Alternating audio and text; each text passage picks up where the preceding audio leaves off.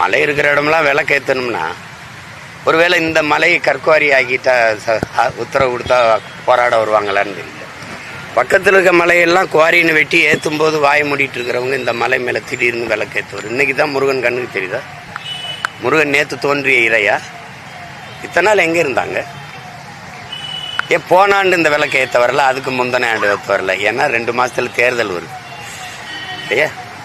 இந்த செயல் எப்போவுமே இவங்களுடைய சிந்தனை ஒருங்கிணைந்த ஒரு சமூகத்தை உருவாக்குவதில்லை. அதை பிரித்து சிதைச்சு தங்களுக்கான அதிகாரத்தை நிறுவுவதான் இவங்களுடைய கோட்பாடு. அதை இந்த நிலத்திலையும் நிறுவ நினைக்கிறாங்க. அரசுடைய கவனக்குறைவு, அரசுடைய இவங்களுக்கு தெரியாமையா இவ்வளவு நடக்குது. அவங்க நினைச்சிருந்தா இதையெல்லாம் எப்போவோ தடுத்துருக்கலாம். திடீர்னு இன்னைக்கு திடீர்னு நாங்கள் இந்த மலை மேலே விளக்கு ஏற்றுவோம் அப்படிங்கிறது ஒற்றுமையாக இருக்கிற தமிழ் சமூகத்துக்குள்ள ஒரு பிளவை ஏற்படுத்துகிறதா தான் நான் அதை பார்க்குறேன். இது